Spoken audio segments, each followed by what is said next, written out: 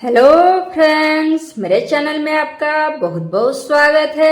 आज मैं बनाने वाली हूँ करेले की कलौंजी, जो कि खाने में बिल्कुल भी कड़वा नहीं लगेगा। बच्चे भी इसे मांग मांग कर खाएंगे। आज के वीडियो में कुछ ऐसी टिप्स शेयर की हूँ जिसके कारण आपके करेले की कलौंजी बिल्कुल भी कड़वा नहीं लगेगी। तो वीडियो को अंत तक जरूर देखिएगा। तो चलिए बनाना शुरू करते हैं। करेले की कलौंजी बनाने के लिए मैं यहाँ पर 400 ग्राम करेला ली हूँ। करेले को हमने अच्छी तरह से धोकर साफ कर लिया है। सबसे पहले हम करेले के सामने और पीछे भाग को काट कर निकाल देंगे। इस तरह से हमें सामने और पीछे के भाग को काट कर निकाल देना है। करेले का पतला वाला जो भाग है इसे हम काट कर निकाल देंगे। यहाँ से हमें काट कर निकाल देना है। इसका प्रयोग हम सब्जी बनाने में करेंगे। मोटे वाले भाग को हम रखेंगे। इसी तरह से हम सबसे पहले करेले को बड़े बड़े पीसेस में काट लेंगे।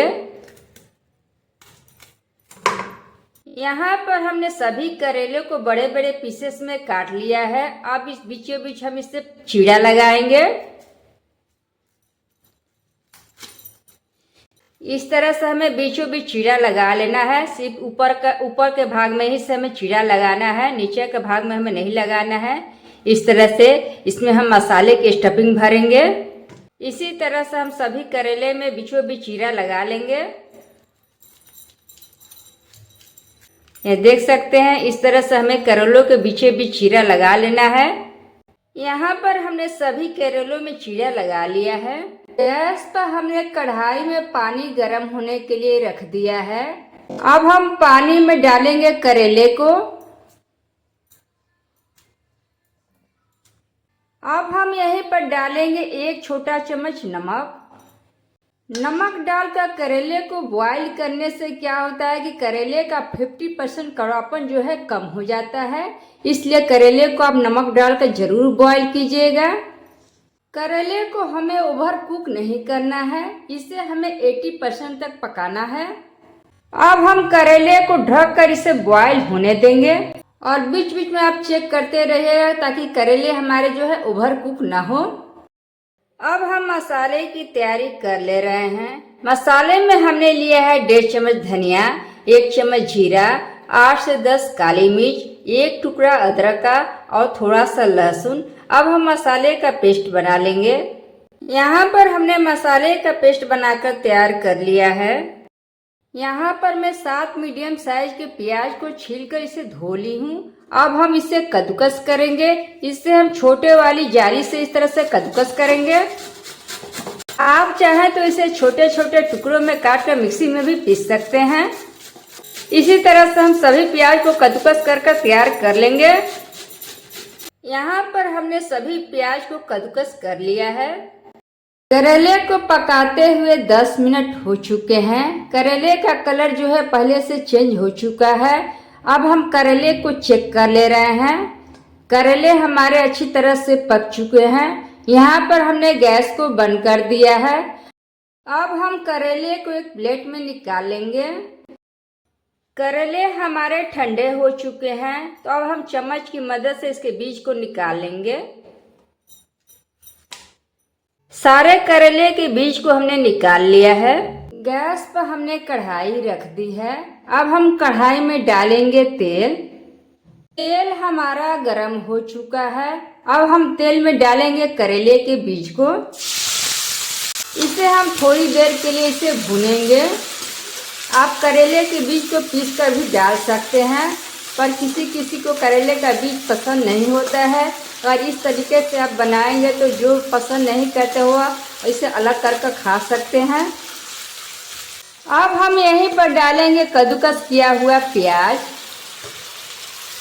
अब हम प्याज को बीज के साथ मिक्स कर लेंगे। अब हम यहीं पर डालेंगे मसाले का पेस्ट। अब हम यहीं पर डालेंगे हल्दी पाउडर। अब हम यहीं पर डालेंगे आधा चम्मच लाल मिर्च पाउडर। अब हम सभी चीजों को अच्छी तरह से मसाले में मिक्स कर लेंगे। अब हम यहीं पर डालेंगे स्वाद अनुसार नमक।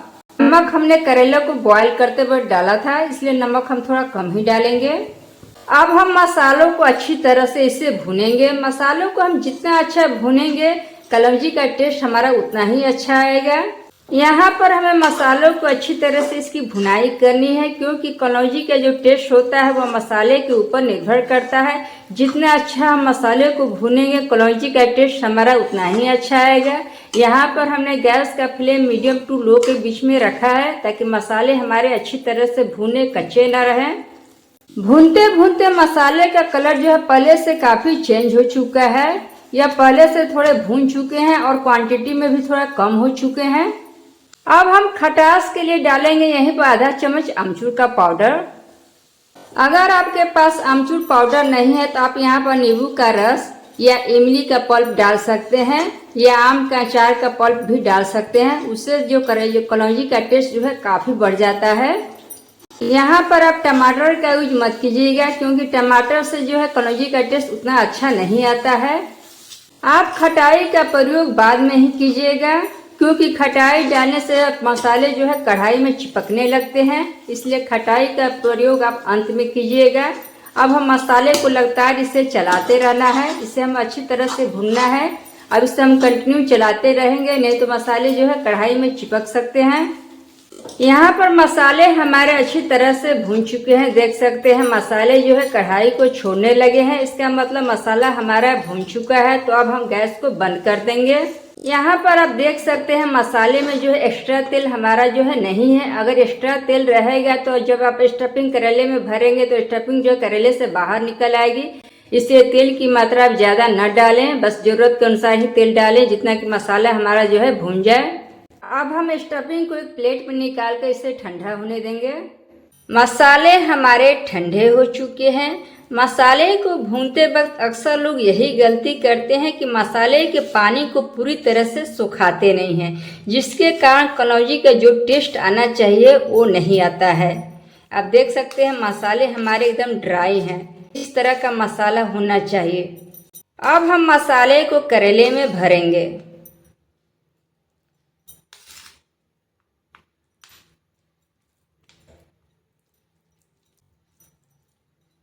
उंगलियों की मदद से इसे हमें अच्छे से इसे चिपका देना है, ताकि स्टफिंग जो है बाहर ना आए। अगर आपके मसाले में ज़्यादा तेल रहेगा तो स्टफिंग जो है करेले में अच्छी तरह से चिपकेगी नहीं, वह स्टफिंग जो करेले से बाहर आ जाएगी। इस तरह से हमें मसाले को पूरा करेले में अच्छी तरह से इसे भर देना है। इसी तरह से हम बाकी करेले में भी मसाले को भर लेंगे। मसाले को ज़्यादा भरेंगे तो खाने में ज़्यादा अच्छा लगेगा। यहाँ पर हमने सारे करेले को भरकर तैयार कर लिया है। गैस पर हमने कढ़ाई रख दी है। अब हम कढ़ाई में डालेंगे तेल। अब हम यहीं पर डालेंगे आधा चम्मच मेथी के दाने। अब हम तेल को कढ़ाई में इस तरीके से फैला लेंगे। मेथी हमारी चटकने लगी है। अब हम यहीं पर डालेंगे करेले को।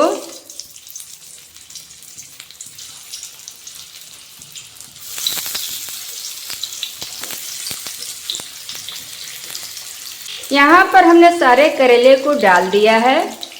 अब हम करेले को ढक कर लो टू मीडियम फ्लेम पर इसे हम फ्राई करेंगे। इससे क्या होगा, करेले हमारे फ्राई भी होते रहेंगे और पकते भी रहेंगे, क्योंकि करेले को हमने 80% तक ही पकाया है। अब हम इसे ढक दे रहे हैं और बीच बीच में इसे हमें चलाते रहना है, ताकि करेले हमारे जो है जले नहीं। करेले को हमें थोड़ी थोड़ी देर पर इसे पलटते रहना है, ताकि करेले हमारे हर तरह से फ्राई हों।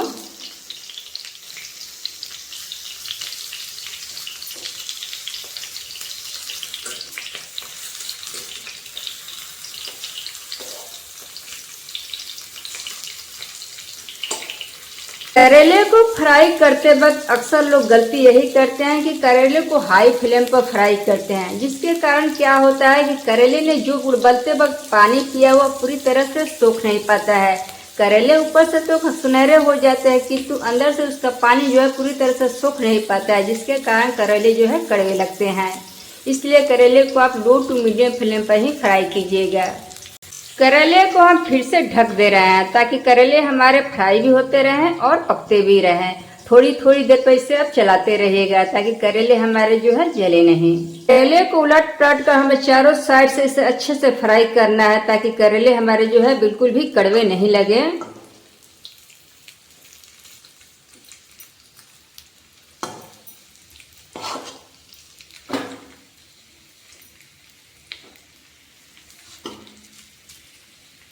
यहाँ पर हमने गैस का फ्लेम लो ही रखा है। करेले हमारे अच्छे से फ्राई हो चुके हैं, इसे हमें थोड़ी देर और इसे फ्राई करना है।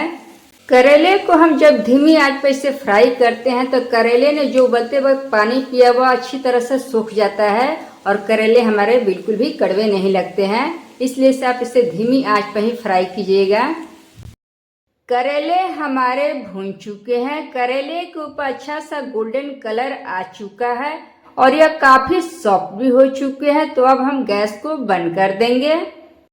करेले की कलौंजी हमारी बनकर तैयार है। इसे अब रोटी चावल किसी के भी साथ बनाकर खाइए, यह बहुत ही ज्यादा टेस्टी लगती है।